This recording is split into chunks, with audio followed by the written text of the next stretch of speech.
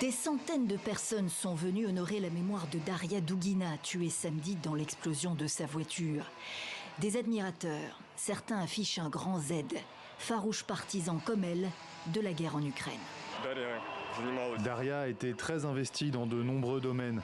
Elle connaissait beaucoup de monde, des dirigeants, des philosophes. Sa perte est absolument irremplaçable. Je ne la connaissais pas personnellement, mais elle donnait l'impression d'être si déterminée, sans concession.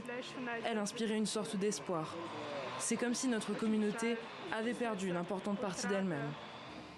Le visage quasi enfantin tranche avec les commentaires violemment anti-ukrainiens de Daria Dugina à la télévision russe. Ils lui ont valu une notoriété certaine à l'image de son père, philosophe, idéologue, ultranationaliste Alexandre Dugin.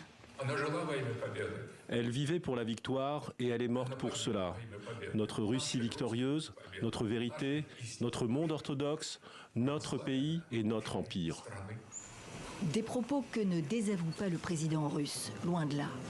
Vladimir Poutine a adressé ses condoléances personnelles, saluant le courage de Daria Dugina, dont on ignore toujours si elle était la véritable cible. Faut-il voir dans sa mort brutale, toujours à la une des médias russes, un message politique? La réponse du ministre des Affaires étrangères. Je ne peux pas dire s'il s'agit d'un acte d'intimidation ou d'un règlement de compte. C'est un crime barbare pour lequel il ne peut y avoir de pardon.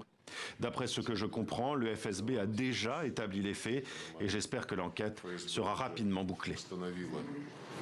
Le FSB, les services de sécurité russes n'ont pas attendu la fin de l'enquête pour accuser les services spéciaux ukrainiens. Kiev dément toute implication. Nous ne sommes pas un État criminel, affirmait dimanche le conseiller du président Zelensky.